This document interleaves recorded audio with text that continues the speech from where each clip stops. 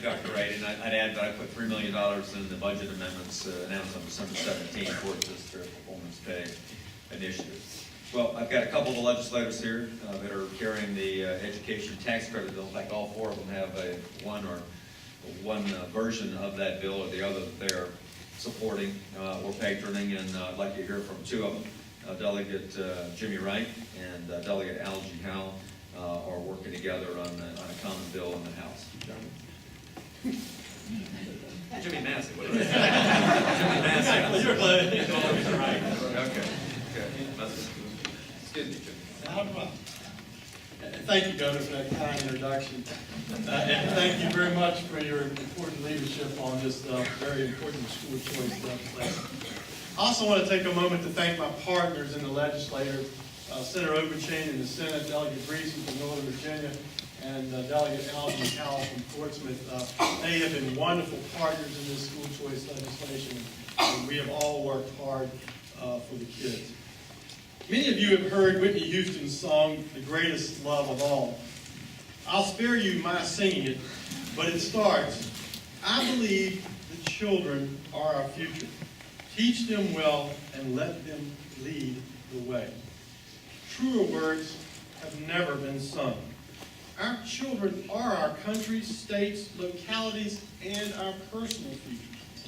We must do everything humanly and legislatively possible to provide every one of Virginia's children with the finest education. We are blessed in Virginia to be rated the 4th best state in which to raise a child by Education Week magazine, as the governor mentioned. And we have a great system of K-12 public education in Virginia, complemented by a wide assortment of non-public choices. But the public school environment is not the best one-size-fits-all box for all children.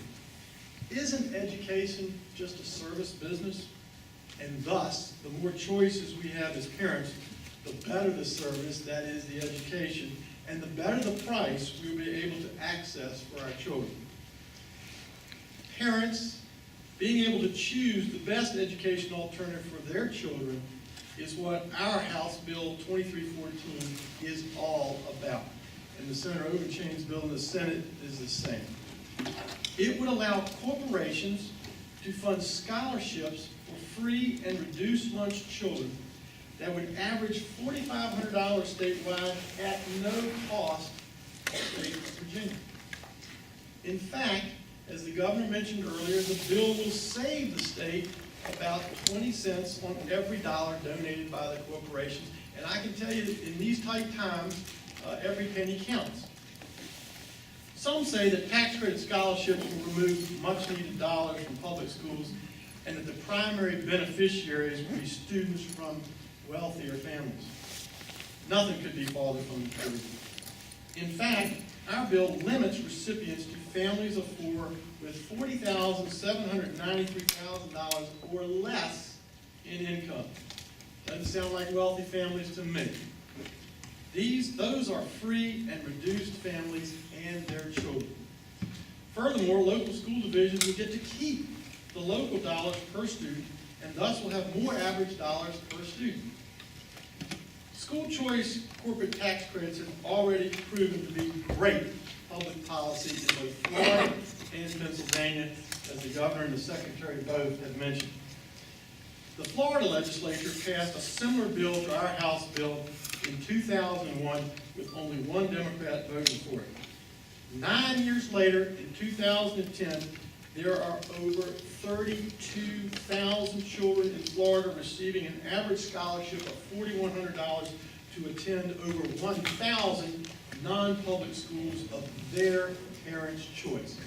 And you heard Secretary Robinson mention earlier, the same program in Pennsylvania now has 44,000 students. This is 32,000 lives in Florida and 44,000 lives in Pennsylvania, changed and futures changed per year. Think about that for a minute. These are free and reduced lunch children and their families, and we've got 32,000 lives are being changed in Florida every day, and 44,000 in Pennsylvania. I can't think of a greater legacy. This 32,000 lives has been changed every year for the last 9 years. Furthermore, 9 years later, in 2010, the Florida legislature passed and the independent governor signed a major who can give and who can receive expansion of their school choice tax credit legislation. In contrast to 2001, when the original legislation passed with only one Democrat vote, this 2010 extension bill in Florida passed with large bipartisan votes. 81% in the House and 71% in their Senate. I can't imagine a more resounding affirmation of the legislation than that. Governor, we'd sort of like to have some votes like that for all our legislators. Those are high hurdles to get to. In addition, not only do we get 81% in the House and 71% in the Senate, a majority of 23 out of 43 House Democrats voted for the expansion in 2010. 10 out of 17 members of the House Black Caucus voted for the 2010 expansion, and the entire Hispanic caucus in both bodies voted for the expansion. Why? Because the legislation works. They had 9 years of experience with it, and it is helping the kids. It is doing the right things. So Whitney Houston was right. The children are our future, and school choice corporate tax credits are in their future. As such, I ask everybody here today to help the governor, Senator Overchain, Delegates Howell and Greason, and me move this legislation forward. Let's start changing lives in the state of Virginia. And you can help us do that by educating and lobbying your delegates and senators to vote yes on House Bill 2314 in the House and Senator Overchain's bill in the Senate. Thank you very much.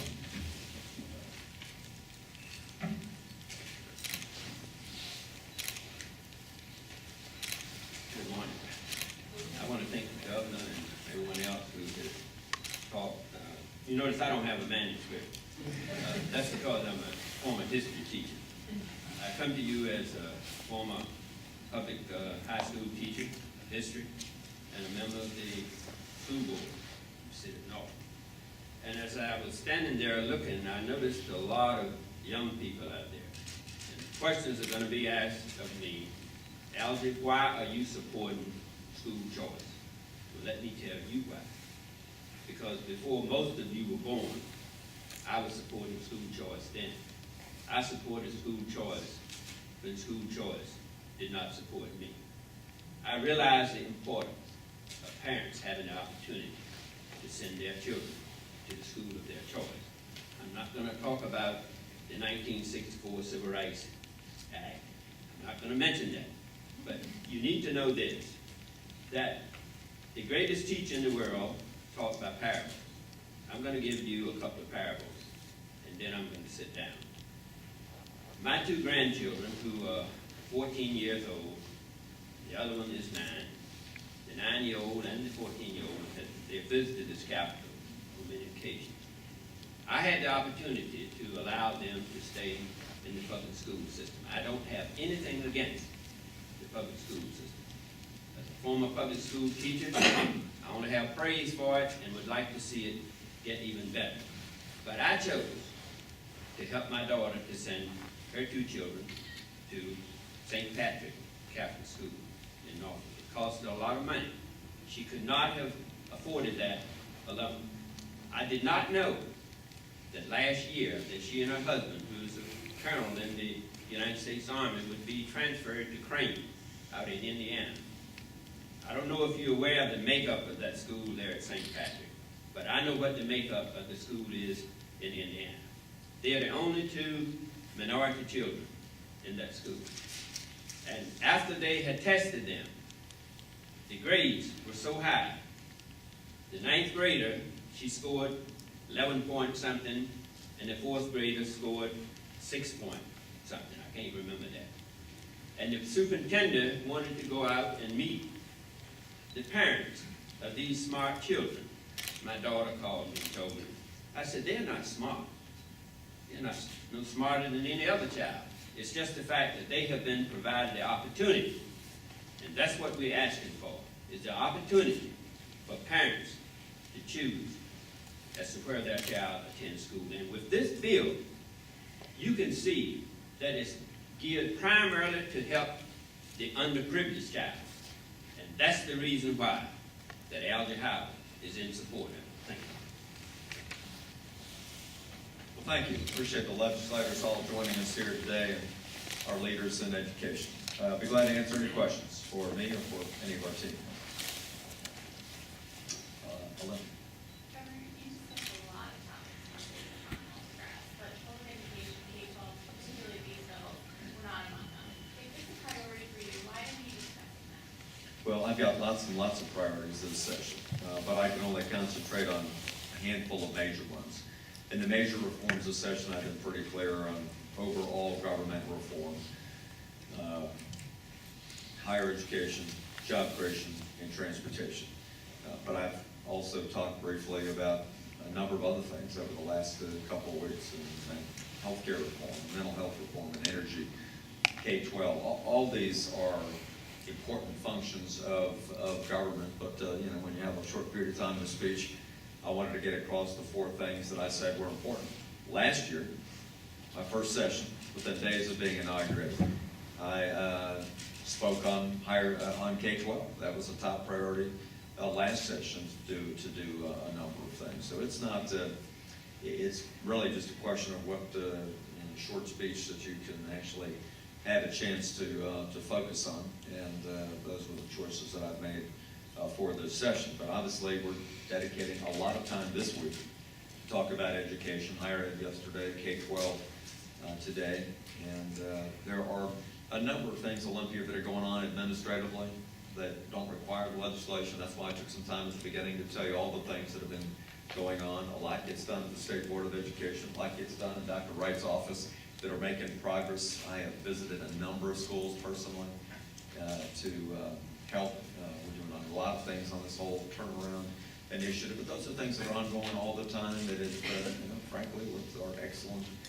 teachers and school boards have gotten us those kinds of rankings. And so it's certainly not in any way a slight on the incredible importance of K-12, which is 22% of our total budget, but it's just merely a matter of what I thought the most focused reforms needed to be this year. Other questions? Obviously, it was a comprehensive presentation. All right, thank you all for coming. Appreciate it.